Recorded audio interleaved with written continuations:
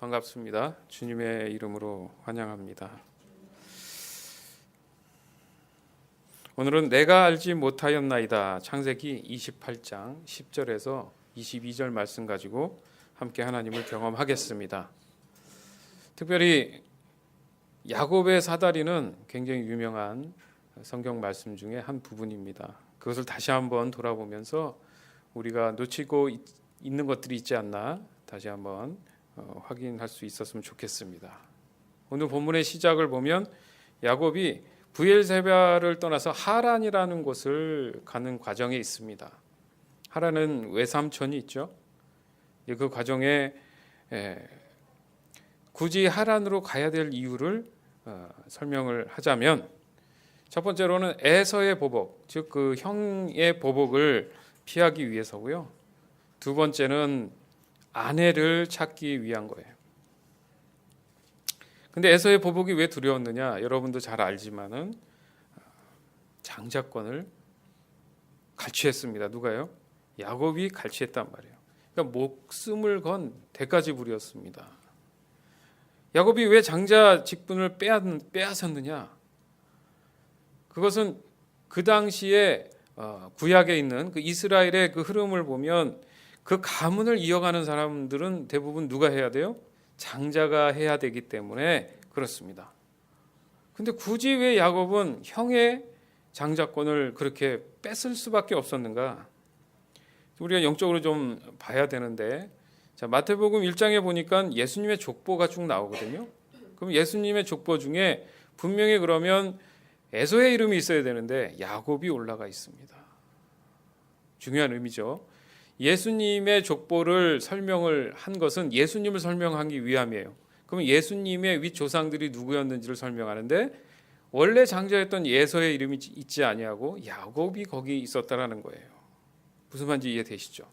결과적으로 우리를 구원하실 예수님에 대한 설명을 하기 위해서 역사적인 사실을 증명하기 위해서 마태복음 1장은 그걸 설명하고 있는데 거기에 조상의 분명히 그 흐름은 바로 야곱으로 잡혀 있다는 게 지금 중요한 사실입니다.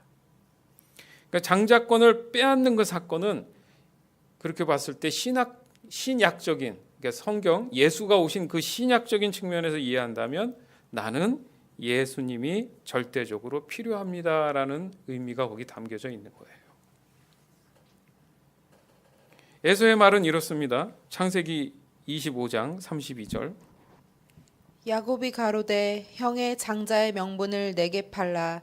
에서가 가로되 내가 죽게 되었으니 이 장자의 명분이 내게 무엇이 유익하리요. 아멘. 자 보세요. 지금 형인 에서가 나가서 신나게 본인이 즐기고 원했던 일들을 재미있게 하고 들어왔는데 배고픈 거야.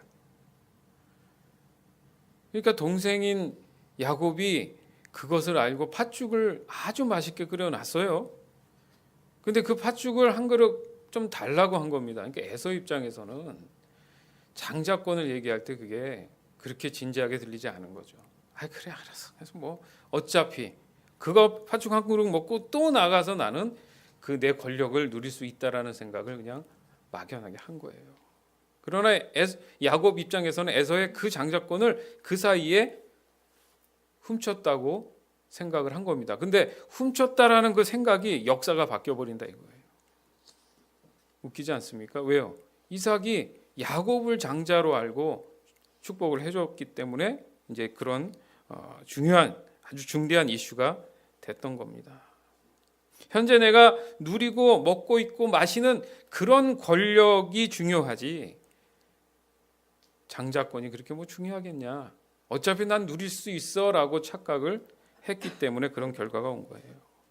결국 자신의 환경과 예수 그리스도를 바꾸는 현상이 일어났는데 그걸 영적으로 느끼지 못했다는 거예요.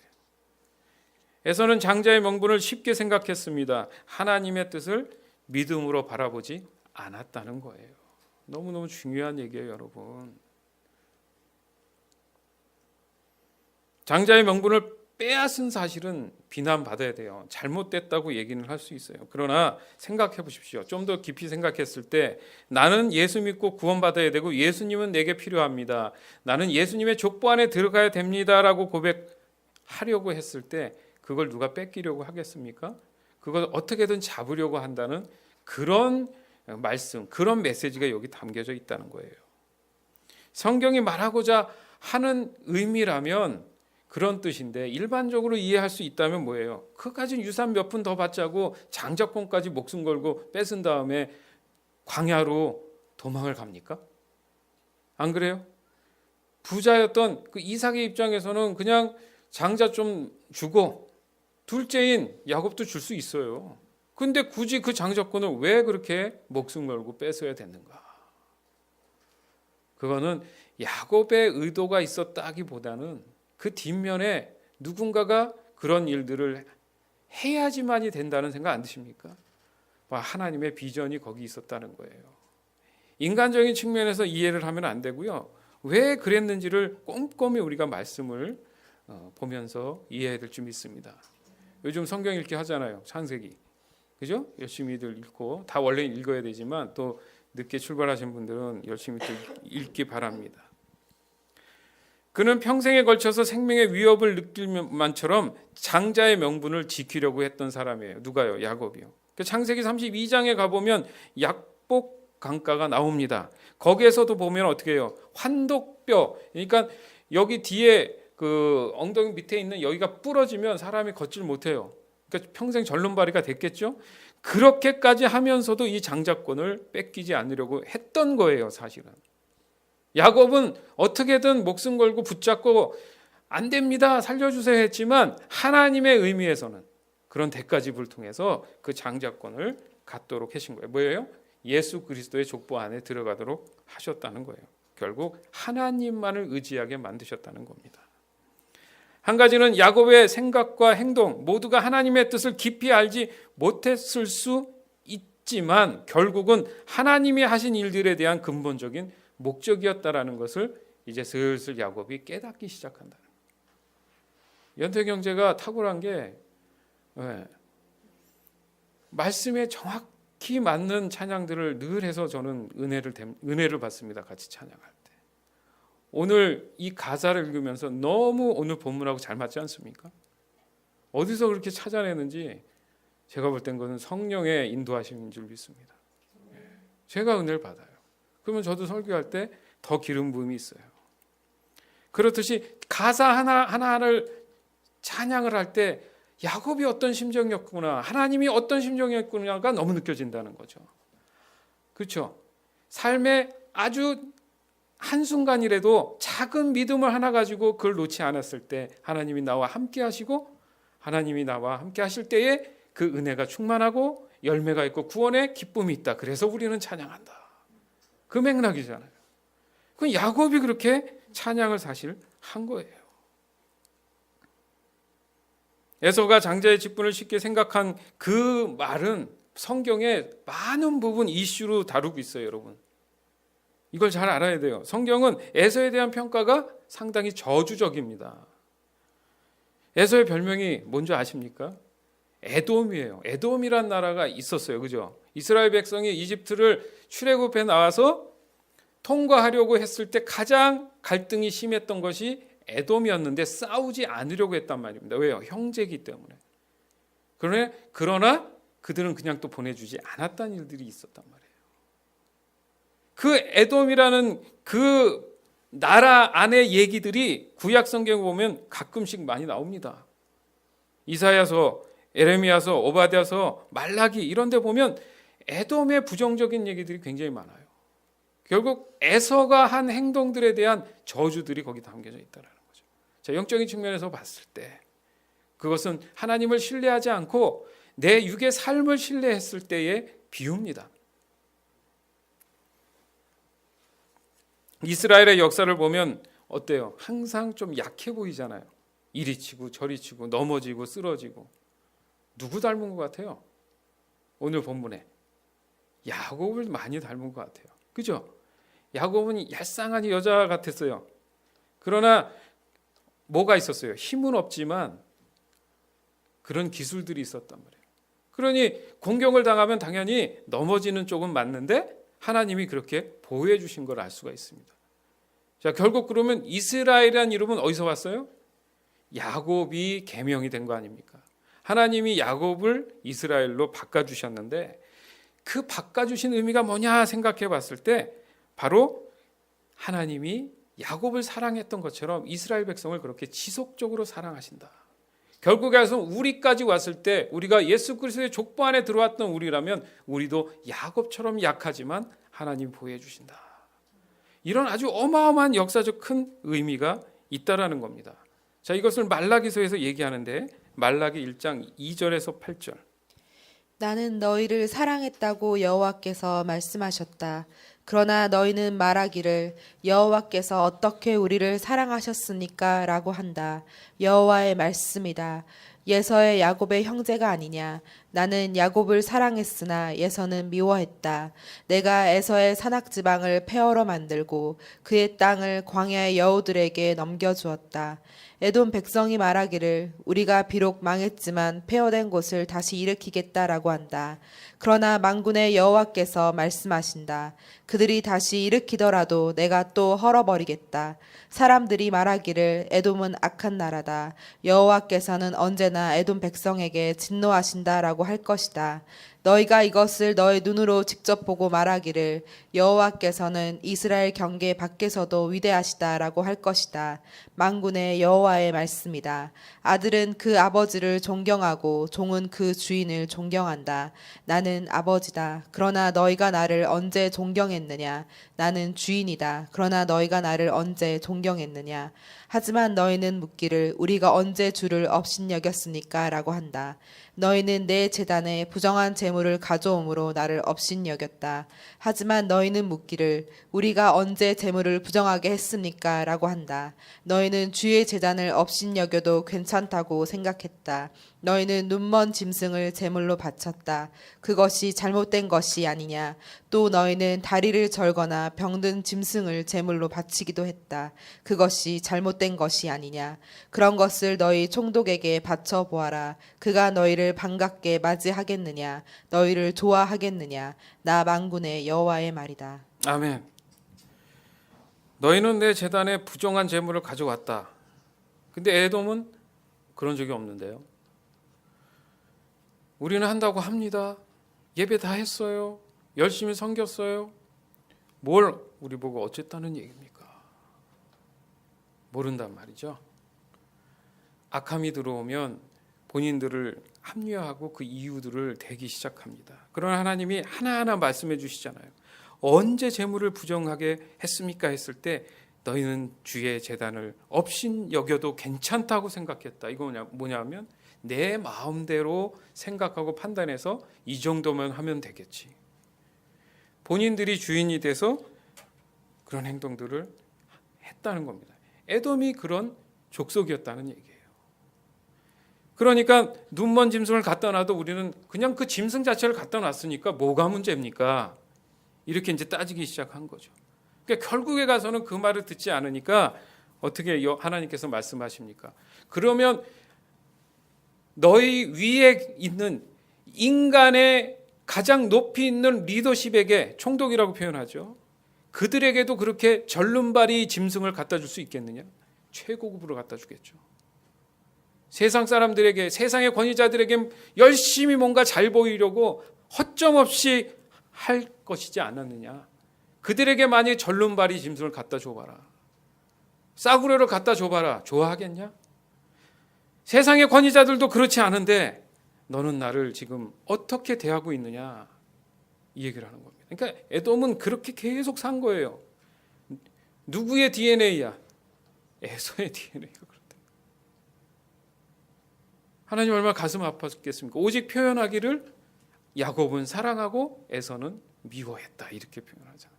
미워했다는 얘기는 구제할 방법이 없는 거예요. 에서는.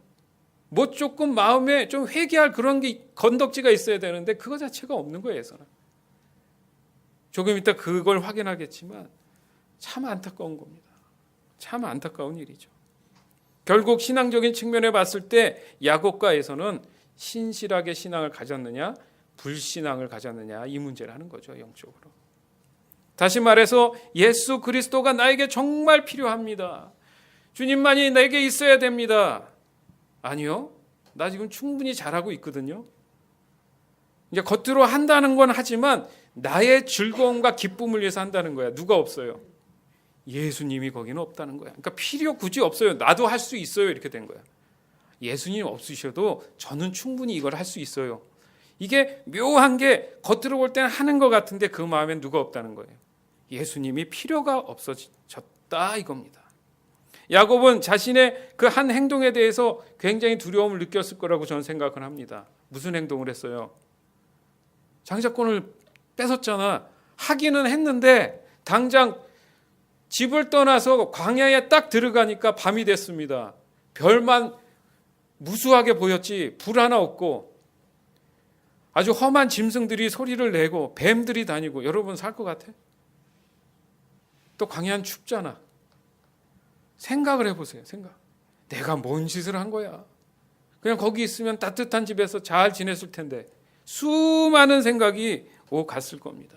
얼마나 외롭겠어요. 엄마라는 사람은 살려야 된다고 자식을 하란으로 외삼촌 집에 보낸다고 하지만 그 중간 과정이 얼마나 힘들겠어. 같이 가는 것도 아니고. 하나님의 뜻을 알지 못했던 상태여서 자신도 모르게 이끌림을 받았다 생각을 해보세요. 그런 사람들은 내가 뭘 해야 되는지, 지금 왜 그런 거지? 이런 생각 안 하겠어요? 마치 누가 뒤에서 등을 떠민 것처럼 그런 생각이 들었을 거 아닙니까? 아까 찬양도 그런 가사가 있더만요. 그죠? 내가 알지 못하지만 그 안에는 섭리가 있다. 참 어떻게 말씀을 저렇게 인용해서 찬양을 만들었을까? 참 저걸 쓴 사람은 이걸 깨달은 것 같아, 이 말씀을. 여러분도 함께 그 말씀이 함께 깨달아지길 주님의 이름으로 축원합니다. 우리의 신앙이 그럴 수 있어요. 그렇지 않겠습니까? 자, 아브라함을 생각해 봅시다. 아브라함은 갈 바를 알지 못한 채 하나님께 순종해서 믿어지는 시간을 많이 보냈단 말이에요. 아브라함 같은 경우 부르심을 받았죠. 그리고 갈 바를 몰랐지만 순종했단 말이죠. 쉽게 얘기해서. 근데 사람들은 어때요? 일단은 망하던 흥하던 간에 해보자. 자, 이게 믿음입니까? 나름대로 계획도 짜고 다 플랜도 짜요. 맞아요. 거기까진 좋았는데 하나님을 신뢰하지 않는 이상은, 그죠? 나중에 결과적으로 좋든 나쁘든 어떤 어려움과 힘듦이 오면 또 넘어지고 쓰러질 수밖에 없는데, 하나님의 입장에서는 분명히 하나님께서 초대하시고 가자고 했을 때 그것을 믿음으로 받으면 결과를 중요시 여기지 않고 하나님을 의지하기 때문에 날마다 마음속에 평안이 있고 자유함이 거기 있다라는 거예요. 이걸 잡기 위해서 우리가 신앙생활을 하는 겁니다. 하나님은 아브라함에게 지시할 곳으로 가라고 하셨지 지시한 곳으로 가라 하지 않으셨다는 거예요. 이해되십니까?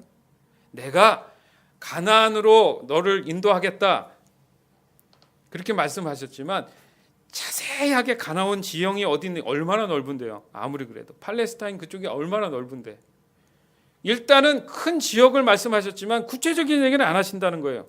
자, 뭘 하라는 뜻입니까 이게? 아브라함에게 믿고 따라오라는 얘기예요. 그래 답답한 거지. 그럼 묻을 수 있잖아요. 어디 몇 시 몇 분에 어떻게 되고 좀 얘기를 해주셔야 알 거 아닙니까?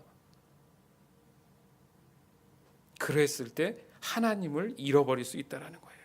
자꾸 불만이 나오고 분노가 올라올 수 있다는 겁니다. 나아갈 곳을 보지 말고 지시하시는 하나님을 보고 믿고 따라가란 얘기예요. 이게 중요한 겁니다. 이게 잘 안 되는 거야. 알아요. 이해합니다. 저도 마찬가지고. 이게 잘 안 되기 때문에 어떻게 해야 돼? 계속 하나님과의 관계를 어떻게 하면 유지할까를 날마다 고민할 필요가 있다라는 얘기예요. 아멘? 갈 바를 알지 못하고 가는 그 걸음이야말로 바로 믿음에서 나오는 걸음입니다. 믿음은 갈 바를 알지 못하지만 하나님의 명령과 약속을 믿고 간다는 의미에 우리는 분명히 깨달음이 있어야 돼요. 그래서 사람들은 하나님의 비전과 자신들의 목표점을 혼란스러워합니다. 내가 목표를 잡으면 하나님이 비전 주셨다 이렇게 생각할 수도 있다라는 얘기예요. 그러다 보면 헷갈린 거야. 내 목표는 분명히 정확하잖아. 그죠? 뭘 딱 정해놨는데 진행되는 과정을 보니까 이게 헷갈린 거야. 이게 하나님이 도대체 하시려고 하는 건가 아닌 건가. 그런데 오늘 이 시간 확연하게 알 것은 굳이 그 목표점을 알지 않아도 된다는 게 중요한 거예요. 믿음으로 가면 하나님이 다 이끌어 주신다는 거예요. 이게 잘 안 되는 거야. 자신의 목표점을 하나님의 비전으로 믿고 싶었을 때 이미 마음의 목표점에 관한 관심이 있기 때문에 하나님을 잃어버린 상태에서 내가 원하는 것만 자꾸 하게 되는 거예요. 하다가 하나님은 주머니에 넣어놓는 겁니다. 안 되면 꺼내서 우상처럼 부적처럼 알죠? 해주세요 하고 또 집어넣고 이런 묘한 상황이 벌어진다는 거예요. 그러고 나는 지금 믿음 신앙생활 잘하고 있다고 착각을 하고 있다는 거예요. 에돔처럼. 우리가 뭐요? 왜요? 할 거 다 했는데 이렇게 간다는 얘기예요. 그 위험성이 신앙의 위험성이 거기 혹시나 우리에게 찾아올 수 있다라는 겁니다. 오직 하나님에 의해서 살아가는 그 믿음의 삶이 시작될 때 지금 오늘 이 말씀에 야곱이 깨달았던 이 본문의 깨달음, 그 믿음의 시작이 분명히 우리에게도 주어질 줄 믿습니다. 아브라함이나 야곱은 영적인 홀로서기를 하는 순간들을 많이 가졌어요. 그렇죠? 그럴 때마다 그들은 항상 무엇을 선택했습니까? 하나님을 선택했어요. 결국 믿음을 선택했다는 거예요. 장래일 뭘 어떻게 해야 될지 모르지만 하나님을 의지하고 선택했다는 거예요. 그러니까 고민이 사라지기 시작했습니다. 왜요? 하나님께 말씀하셨더니 하나님이 고민을 이미 아시고 예비한 것들이 있었다는 거죠. 궁금해. 저 산 너머에 뭐가 있을까?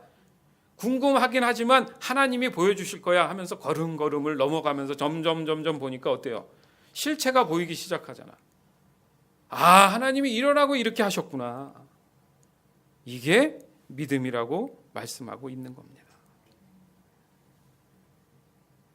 따라서 우리의 삶의 이유가 믿음보다 커서는 안 되는 거예요.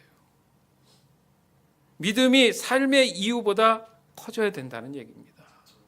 내가 이럴 수밖에 없었어요. 저럴 수밖에 없었어요. 점점 믿음이 작아지는 거예요. 왜? 그랬을 땐 이미 내가 행동을 한 다음 얘기니까. 행동하기 전에 주님 앞에 먼저 무릎 꿇고 기도함으로 주님 이 길을 오늘 아침도 순종하며 나갑니다. 오늘 하루의 삶도 하나님이 주셨으니 내가 담대함으로 나갑니다. 우리는 충분합니다. 금요일도 말씀드렸지만 여기 앉아 계신 여러분들은 충분해요. 이제 그런 믿음들을 더 크게 하나님이 요구하고 계신다고 저는 믿습니다. 여러분 삶의 경험을 하시기 바라요. 하나님은 야곱을 전적인 하나님의 사람으로 온유하게 만드는 과정을, 그죠? 공통점이 많잖아요. 하나님의 사람들이 온유해지는 과정들을 늘 거쳤다는 거예요. 우리도 마찬가지는 얘기예요. 하나님은 야곱을 선택하셨기 때문에 어떠한 상황 속에서도 외면하지 않으시고 늘 지켜주시고 보호하신다는 책임을 얘기하시는 거예요. 그걸 못 믿는 거예요. 그걸. 여러분 하나님 책임져 주심을 믿으십니까? 그러면 끝까지 그냥 믿으세요. 힘듭니까? 과정이구나. 요 하나만, 이 파도만 넘자 믿으시기 바랍니다. 금요일날도 안 들은 분들이 있어서 하나 언급하면 썰물 잘못 타서 그죠? 죽는 경우 되게 많습니다. 물이 쑥 빠져나가면 이렇게 잡고 싶어도 잡을 게 없잖아요. 그냥 쭉 빨려 들어가요.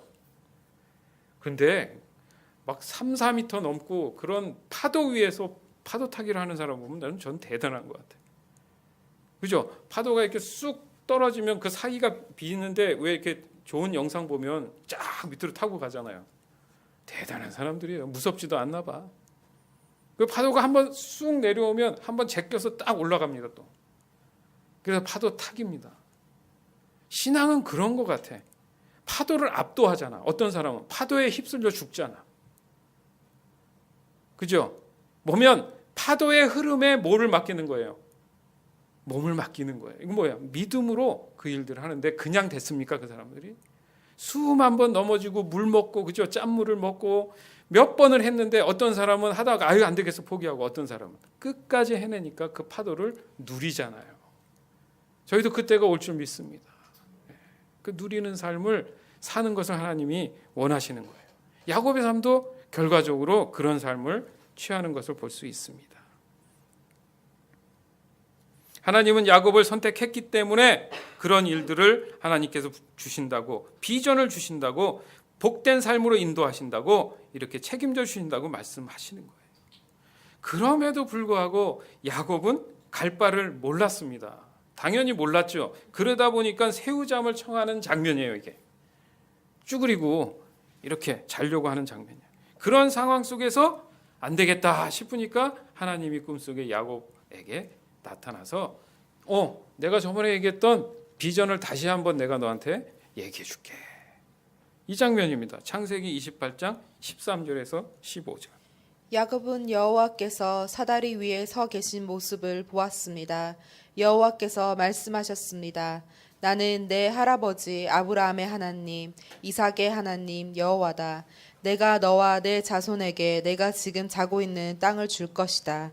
내 자손은 땅의 티끌처럼 많아져서 동서남북 사방으로 퍼지며 땅 위의 모든 민족들이 너와 내 자손을 통해 복을 받을 것이다.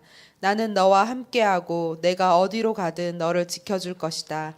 그리고 너를 다시 이 땅으로 데려오리니 내가 너에게 약속한 것을 다 이루어 주기 전까지 너를 떠나지 않을 것이다. 아멘. 다른 말씀은 다 빼고 15절에 보니까 나는 너와 함께하고 너가 어디로 가든지 너를 지켜주리라. 위로가 되지 않습니까? 어디를 가든지 늘 함께 하시겠다. 그리고 너를 지켜주시겠다. 더 다른 말이 필요해요? 민족을 이루고 뭐 이게 들어왔을까 야곱한테? 지금 당장이 중요하잖아. 그러나 훗날까지도 하나님께서는 책임져 주신다는 얘기를 하시면서 네가 지금 어딜 가든지 걱정하지 마라. 지금 그 말씀을 하고 계신 거예요. 그리고 너를 다시 이 땅으로 다시 데리고 오겠다. 준비되면 데려오겠다. 왜요? 마음속에 엄마 아빠 보고 싶잖아. 근데 할 일이 있다는 거예요. 이게 비전이라는 거예요. 민족을 이루기 위해서 할 일이 있는데 이 비전을 이루기 위해서 잠깐 네가 해야 될 대가 지불이 있다. 그걸 순종하거라. 아멘? 여러분 다 그런 과정이 있는 거야. 도리어 행복해 하시기 바라요. 기뻐하시기 바라요. 아까 그 찬양 많이 들었으면 좋겠어. 연택 형제니까 저 노래를 소화한 것 같아요. 중간에 저는 잘 모르는데 이게 이렇게 박자들이 이렇게 갔다 저렇게 한 거 아니에요? 난 잘 모르지만 수준이 높아졌어 우리도. 그냥 도레미파솔라시도 이렇게 한 게 아니라 느렸다 빨랐다 이게 쉽지 않을 텐데 그 가사 하나하나가 오늘 정말 은혜가 됐습니다. 자신을 잃어버렸던 야곱은 앞날이 불안했습니다. 후회가 밀려왔다니까요. 그런데 그가 잃었던 것을 이거였구나 찾는 순간이 온 거예요. 바로 하나님이었구나. 창세기 28장 16절에서 17절. 그때 야곱이 잠에서 깨어나 말했습니다. 여호와께서 분명히 이곳에 계시는데 나는 그것을 모르고 있었다. 야곱은 두려워하며 또 말했습니다. 이곳은 두려운 곳이다. 이곳은 하나님의 집이요 하늘의 문이다. 아멘. 여러분들 하다가 혹시 했다가 이 말씀 딱 겪으면 하나님 나와 계시는데 이걸 잊었네. 그러면 돼요. 왜요? 늘 계시니까. 내가 순간 까먹은 거야. 때론 우리 자신이 야곱의 이 모습을 가질 수 있다라는 얘기입니다. 낙심의 시간이 오면 마음이 좁아져요. 시야가 좁아진단 말이에요. 그러면 현실이 두려워지기 시작하는 거예요. 왜? 내가 해결해야 된다는 생각하니까 막막하지. 답이 없잖아요. 그러나 잊지 말아야 될 것이 있습니다. 여호와께서 분명히 이곳에 계시는데 나는 그것을 알지 못하였나이다. 요걸 깨달으면 되는 거예요. 또한 세상의 두려움이 아니라 살아계신 하나님을 인식하는 순간 그 영광의 두려움을 느끼기 시작하는 거예요. 그거는 경이로움이에요.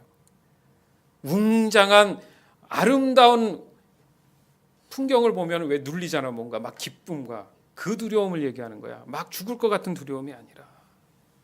야곱은 곧바로 하나님을 인정하기 시작했습니다. 창세기 28장 18절에서 22절. 야곱은 아침 일찍 일어나 베개로 삼고 잤던 돌을 가져다가 기둥처럼 세웠습니다. 그리고 그 꼭대기에 기름을 부었습니다. 원래 그 성의 이름은 루스였으나 야곱은 그 성의 이름을 베델이라고 불렀습니다. 야곱은 이렇게 맹세했습니다. 하나님께서 저와 함께하여 주시고 이 여행길에서 저를 지켜주시고 먹을 음식과 입을 옷을 주셔서 무사히 아버지의 집으로 돌아갈 수 있게 해주시면 여호와를 저의 하나님으로 섬기겠습니다. 내가 기둥처럼 세운 이 돌은 하나님의 집이 될 것입니다. 하나님께서 저에게 주신 모든 것의 10분의 1을 하나님께 바치겠습니다. 아멘. 자, 중요한 걸 정리해 드릴게요. 야곱의 신앙 고백인데요. 자, 네 가지로 정리가 될 수 있어요. 야곱의 한 행동 보십시오. 하나님을 잃어버렸었어. 근데 꿈에 나타나서 내가 너를 지켜주고 함께하고 복을 주겠다. 그걸 딱 눈을 떴어. 눈을 떠보니까 어때요? 편안히 잤다는 얘기야. 새벽 이슬을 맞으면서 잃어보니까 너무 기쁜 거야. 근데 순간 아무 다른 생각 안 하고 돌베개를 뱉던 것들을 딱 갖다 놓고 뭐부터 시작했어요? 예배를 시작한 거야. 그래서 새벽 기도의 시작이 여기서였다라는 얘기들이 많습니다. 왜요? 눈을 뜨자마자 모든 것을 인정합니다. 하나님 내게 기쁨을 주시고 함께 하심을 감사드립니다. 이 드리는 이 마음의 자세.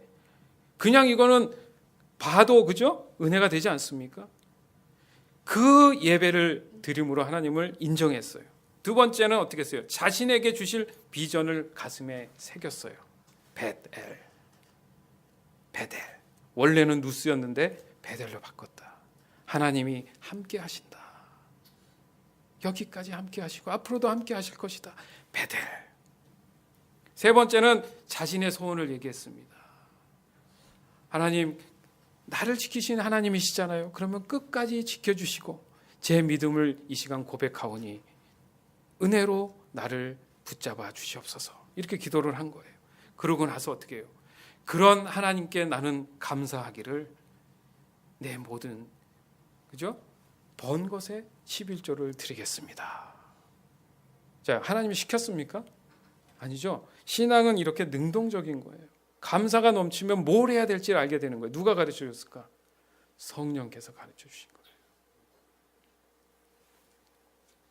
사실 하나님이 이 비전은 야곱에게 그날 꿈에 나타나서 새롭게 준 게 아니라는 사실 여러분 아십니까? 우리가 읽지 않았던 본문 위에 있어요. 창세기 28장 1절에서 5절.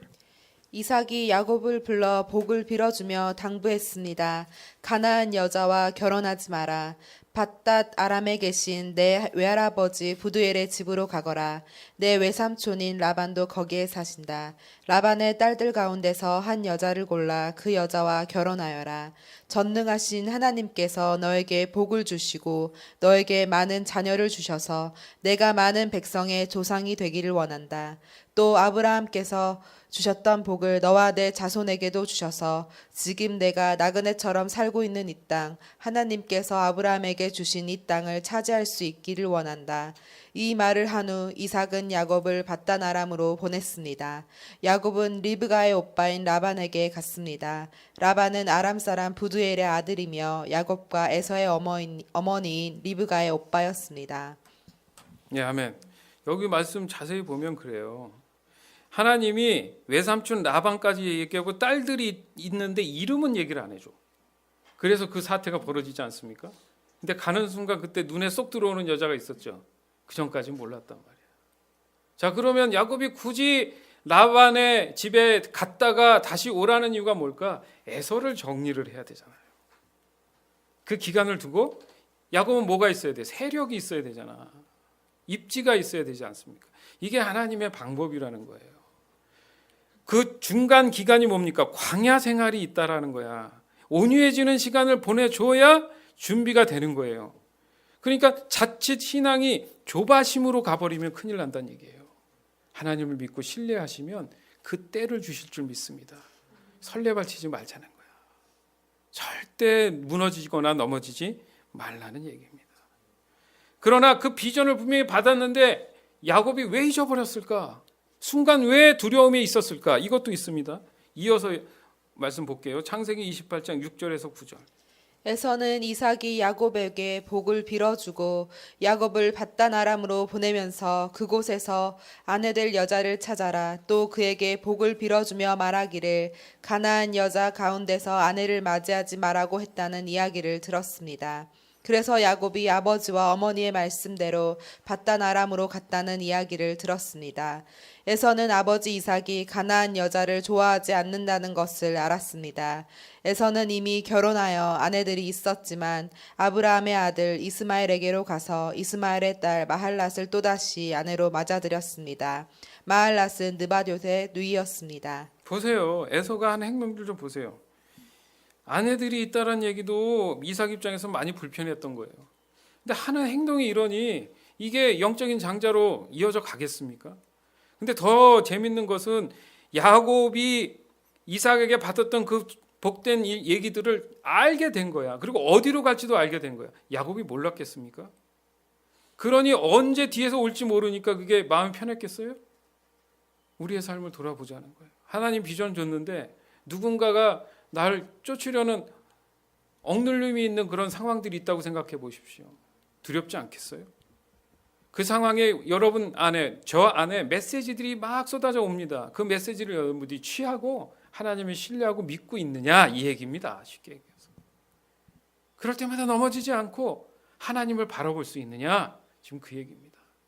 하나님 입장에서 에서가 두려웠겠어요? 전능하신 하나님이 야곱을 책임져 주신다 했을 때는 에서가 문제가 되지 않더라. 결국에는 에서가 어떻게 됐어요? 나중에 끌어안고 입 맞추고 환영하지 않습니까? 놀라운 회복입니다. 하나님이 하시면 그렇게 이루어 나가신다는 뜻이에요. 그러니까 에서는 이 행동을 통해서 반항 아닌 반항을 자꾸 하는 거야. 분노를 자꾸 표출하는 거예요. 야곱을 죽이려고 아주, 그죠? 마음이 어떻게 돼요? 강팍하게 이룰 때가 없었던 거죠. 일부러 아버지 하지 말라는 짓을 일부러 하는 거야. 하라는 건 안 하고. 못되지면 안 된다는 거예요. 그러니까 에서에게는 회개라는 존재하지 않았던 거예요. 그냥 감정대로. 그것을 알고 있는 야곱 입장에서는 육신의 두려움이 엄습했을 거라는 거죠. 그런 상황이라면 누구나 하나님을 놓칠 수 있다는 거예요. 현실의 두려움은 마음을 닫게 해요. 시야를 좁게 하는 역할을 한단 말이에요. 내 자신에게 언제나 딜레마처럼 찾아오는 주눅드는 상황들이 사람마다 있습니다. 그 모든 요소들을 가지고 느끼고 깨달았을 때 항상 오는 것이 분별력을 떨어뜨린다는 얘기예요. 그죠? 판단력을 떨어뜨리면서 신앙을 자꾸 흔들게 되는 거예요. 잃어버리게 되는 거예요. 그러니까 붙잡아야 되는 거예요. 기도하자 했을 때 기도 같이 해야 돼요. 예배하자 했을 때 같이 예배해야 돼. 그나마 공동체를 통해서 그런 것들을 함께 붙잡고 나갈 때 그 신앙들을 좀 지킬 수 있는 겁니다. 이 사실은 많은 그리스도인들을 오늘도 괴롭히고 있습니다. 그러나 우리는 오늘 이 야곱의 모습을 보면서 하나님이 언제나 우리와 함께 한다는 사실을 늘 확인할 줄만 안다면 여러분 힘들고 어렵지 않아요. 사랑하는 여러분, 하나님의 필요는 우리가 모르고 알 수도 없고 이해할 수 없는 방법으로 늘 다가오십니다. 우리가 모르기 때문에 믿어야 된다는 거예요. 내가 고민했는데 반전이 일어나는 일들이 얼마나 많냐 이거예요. 늘 말씀드리잖아요. 그 하나님은 신실하시기 때문에 우리를 그냥 두시지 않을 줄 믿습니다. 야곱이 하나님을 확인하는 순간 그가 했던 행동을 우리가 지목할 필요가 있어요. 다른 건 다 잊어먹더라도 이것만은 여러분들 신실하게 지켜나가시길 바랍니다. 첫 번째로 어떻게 했습니까? 하나님이 내게 찾아와서 비전을 줬을 때, 확증이 들었을 때 첫 번째 하나님을 인정하는 것은 예배였습니다. 살아있는 예배를 드릴 수 있는 여러분이 되길 바라요. 두 번째는 자신에게 주신 그 비전을 가슴에 새길 줄 알아야 되는 거예요. 아, 하나님이 이렇게 하신다 하셨구나. 그것을 내 가슴속에 새기고 꽉 붙잡고 나가는 거예요. 세 번째로는 그래도 하나님 내 안에 불안함이 있을 수 있사오니 내 마음을 지켜주시옵소서 기도할 줄 알아야 돼요. 겸손해야 된다는 얘기입니다. 마지막으로 그냥 거기서 끝나는 것이 아니라 하나님의 은혜가 너무 감사하기 때문에 하나님께 감사할 수 있는 방법들을 분명히 즐겨낼 줄 알아야 되는 거예요. 이 네 박자, 이 네 박자가 제가 볼 때는 굉장히 우리 신앙생활에, 믿음 생활에 중요하다. 믿는 여러분의 삶이 이 네 가지 상황이 전부가 돼야 될 줄 믿습니다. 이것이 똘똘 뭉쳐져서 여러분 삶에 적용됐을 때 어떠한 어려움이 와도, 그 파도가 와도 즐겨 탈 줄 믿습니다. 그 소중한 시간들을 외면하지 말고 놓치지 않기를 간절히 원합니다. 그 외의 삶은 살아계신 하나님이 100% 채워주실 것입니다. 이런 깨달음을 오늘 이 시간 믿음으로 고백하고 순종하고 따르는 저와 여러분이 되기를 주님의 이름으로 축원합니다. 신명기 26장 16절에서 19절. 오늘 여러분의 하나님 여호와께서 이 모든 규례와 율법을 지키라고 명령하셨소. 마음과 정성을 다하여 그것을 부지런히 지키시오. 오늘 여러분은 여호와를 여러분의 하나님으로 인정하고 여호와께서 원하시는 대로 하겠다고 약속했소. 여호와의 규례와 명령과 율법을 지키고 여호와께 복종하겠다고 약속했소. 오늘 여호와께서도 여러분을 주님의 소중한 백성으로 받아들이기로 약속하셨소. 그리고 여러분에게 여호와의 모든 명령을 지키라고 말씀하셨소. 여호와께서는 그가 지으신 다른 민족들보다 여러분을 더 높이실 것이요 여러분에게 칭찬과 명예와 영광을 주실 것이요 여호와께서 약속하신 대로 여러분은 하나님 여호와께 거룩한 백성이 될 것이요. 아멘. 지금은 우리 주 예수 그리스도의 은혜와 하나님의 극진하신 사랑과 성령의 교통하심이 사랑하는 성도들 머리 위에 이제로부터 영원토록 함께 있을지어다. 아멘. 이 시간 같이 기도하길 원합니다. 여러분 안에 내가 알지 못하였나이다. 하나님이 내 옆에 계시고 내 삶에 함께 하시고 늘 보호해 주셨는데 내 삶이 좀 힘들고 낙심될 때 하나님을 놓치지 않았습니까? 주님 용서하여 주시옵소서. 이렇게 간절히 주님 앞에 기도하길 원합니다. 그래서 다시 한번 하나님의 살아계심을 인식하고 하나님을 의지하는 내 자신이 될 수 있도록 이 시간 간절히 기도합니다. 기도하겠습니다. 귀하신 아버지 하나님,